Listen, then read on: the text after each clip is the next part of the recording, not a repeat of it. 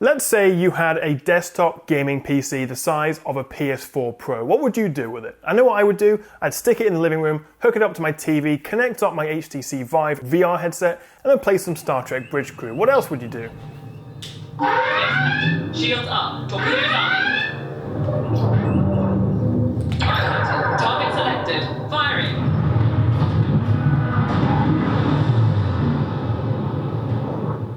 Okay, so the fact is, the only real benefit of getting a mini PC like the MSI Trident 3 is portability, or simply to save space.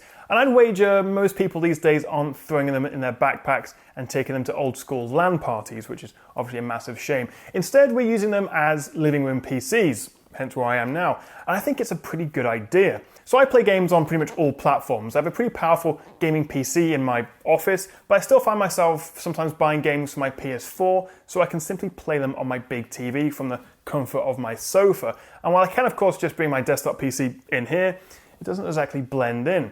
These living room PCs are console size and pack in full desktop graphics cards, which in the case of the Trident 3 here is an NVIDIA GTX 1060, that's the 3GB version, with 8GB of RAM, two 56GB SSD and a 1TB hard drive. As for the processor, for some reason the model MSI sent me had an i7 6700. However, you can get the Trident 3 with the latest Kaby Lake chips, including the i5 7400 and i7 7700. So for this model here, you're looking at around £1,300 or $1,300, which is quite a lot of money considering you're only getting a 1060.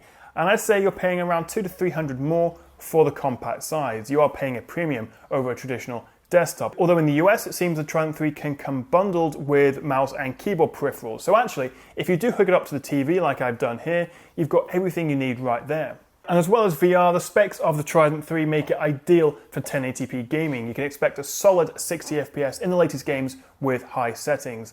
I found the CPU did get quite hot, reaching peaks of 89 degrees, but it never throttled even under heavy load. In terms of design, it's definitely got a gaming vibe with its angular design and RGB lighting. It does feel well built, if perhaps not the most premium looking, but it is seriously small and will fit right in alongside your PS4 or your Xbox. It does come with an external power supply brick though, so you are going to have to find somewhere to hide that. And also, if you do plan to upgrade the Trident 3, you are going to need to swap the power brick for the beefier 330 watt version.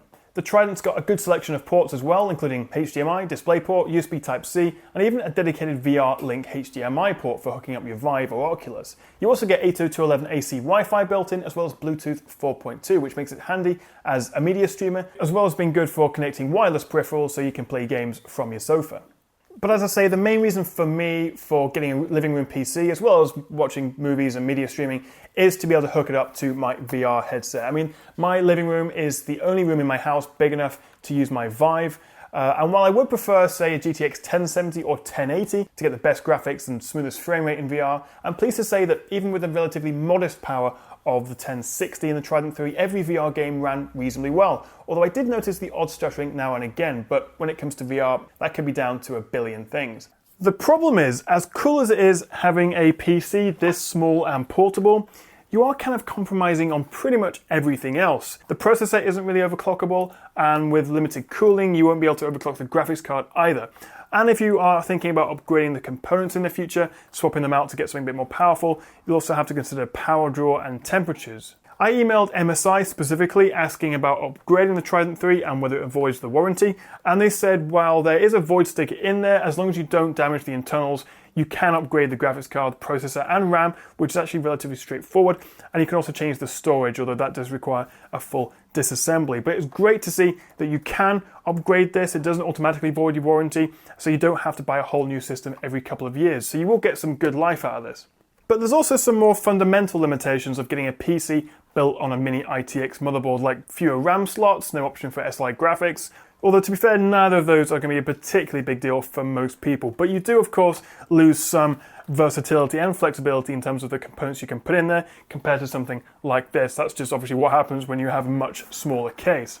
But back to the good stuff, and really, it's only in the last year or so that living room gaming PCs like this have become something that I think you should actually consider. And that's largely down to NVIDIA's latest 10 series graphics cards. They're faster, cooler, quieter, consume less power, and support 4K output thanks to the latest HDMI 2 and DisplayPort 1.4 ports. That and the fact that all the VR headsets are out now, the Vive and the Rift, means there are plenty of reasons that you might actually want to invest in a compact PC like this. So you do pay a premium for a compact PC. If you do want the best performance at high resolutions, whether it's 1440p or 4K, you probably are best off with a proper tower PC like this for better cooling, overclocking, obviously you can just fit more stuff in. The MSI Trident 3 is a great option, although if you are thinking about gaming beyond 1080p, you're going to want something a bit more powerful, such as the Trident 3 Arctic version, which comes with a GTX 1070. So everything I've shown you today, I'll put in the links in the description below if you want to check out any of those. And also in the comments, let me know what you make of the Trident 3 and also just compact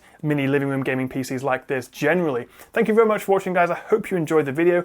If you did like it, give me a thumbs up and click that subscribe button. And hopefully I'll see you next time right here on the Tech Chat. That ship is making a break for it. I finished scan.